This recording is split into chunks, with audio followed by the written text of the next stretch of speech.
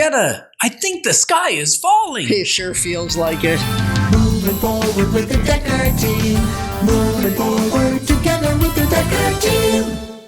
We are excited to welcome you to another episode of Life's Inside Track. I'm Yetta Dekker. And I'm Ken Dekker. And it's where we get to share techniques, thoughts, tips, tools, and some tactics that we all need, we all deserve. You, I, everyone. So we can turn our house into home, our families thrive, we live the best life possible, and we get to build wealth wisely through real estate. We're going to consider right now that there's so much chaos and uncertainty, which seems to have plagued us for at least the last 5 years. And I'm sure it was there before that. And what we're going to explore right now is, what is it this time? What is going on now that's outside of us, that's affecting the real estate market?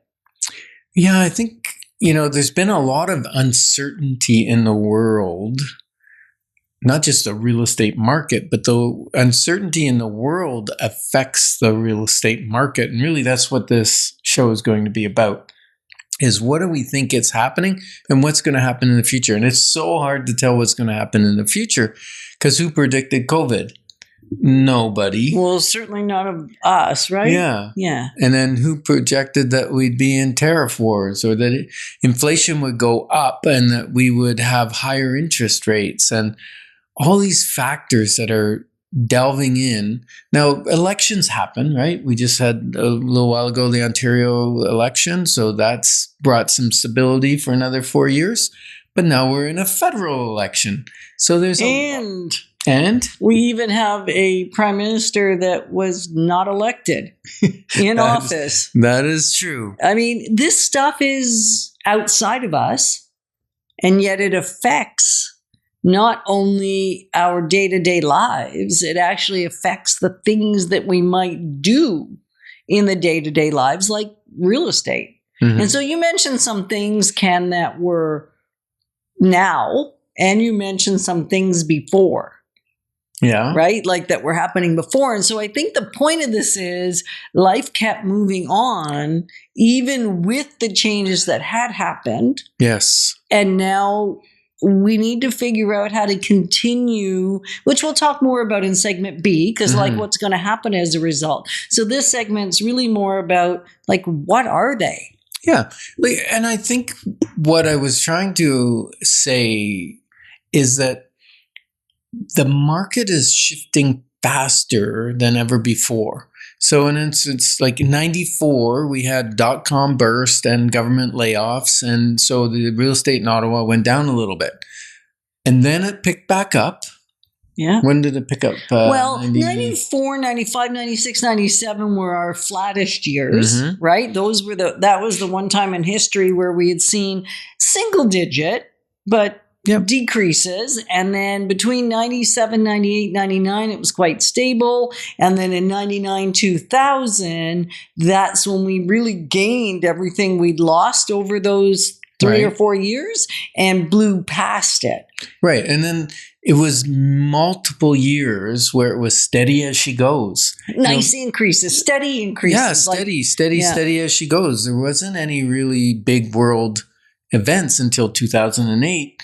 The financial crisis in the US, and it hit Canada for a couple months, but really it was a speed bump in our real estate market, right? For a couple months. It wasn't like a 3-year event like it was in the US. Now, then we go steady as she goes again. And there's long periods between significant events. Yeah, and 2008, not that there weren't things happening in the world. There were wars, there were some things, but it wasn't affecting the Ottawa area real estate market. There was some job layoffs for a period of time in the government that did have a little bit of a blip. But really from 2008 all the way to 2020, that's a long time. It's a long stretch to have not a lot going on. Yeah. And when I say not a lot going on, it's a good thing there's not a lot going on. It's just steady 4 or 5% increase in values. And then we started to hit COVID. And decreased interest rates and superheated real estate market. And then the real estate market stalling as the government started increasing interest rates rapidly. Now they've been decreasing them fairly rapidly, not as quick as they went up, but they've been reducing them, and they're quite affordable now. Like I saw 5-year money under 4%, for a mortgage. That's amazing. And our variable rate is down. So those that had variable rates, they suffered some battle scars when the payments were going up and their principal wasn't going down very much. But now they're back to quite a reasonable amount, with the Government of Canada rate at 2.75. We don't know. Will that go up or down? It's really tough to say, because what happens is with the tariff wars, it's affecting inflation because things are going up in cost, which is inflation. But usually inflation happens when there's an increase in the economy and the economy is stimulated and going great. But in this case, the economy is stalling out because of these things. And so if they lower interest rates, what happens is the Canadian dollar goes down, and it increases inflation. So usually they increase the interest rate to battle inflation. But in this case, you got two factors, and they can't make the interest rate higher and lower at the same time. So they got to choose which battle they're going to take. And we don't know. We don't know. And so these factors are all outside of us. Right. And it's interesting because if we look back to those years where nothing much was happening that was affecting the real estate market, you couldn't really get it wrong. Mm-hmm. Right? You could just keep going steady as she goes and you were going to do well. Now what's happening for a lot of people is they're stalling and they're staying stuck rather than making a decision. And what we know from history is that inside these tough times is where a lot of opportunity is if you assess the situation, pause for a moment, and then readjust and keep going rather than just stop.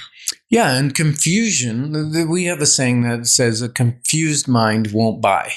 Okay? And that doesn't matter what it is, electronic goods, house, car, whatever. If you're confused, you're not going to make a decision to buy or probably even sell. You're going to put your head in the sand and you're going to go, I don't know what to do. I'm in a state of confusion. Overwhelm is another word that some people use. Chaos.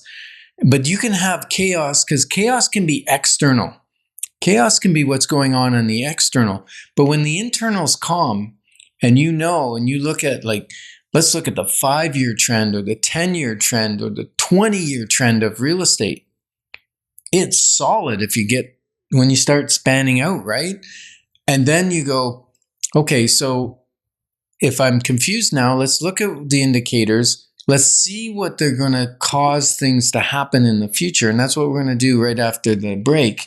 On the next segment is we're going to discuss what the different factors may mean to real estate pricing in the future and whether it's a good time to buy or sell or whatever, right? So stay tuned for that. Because we love that we get to position you to build wealth wisely, because it's about much more than just money. Moving forward with the Dekker team. Moving forward.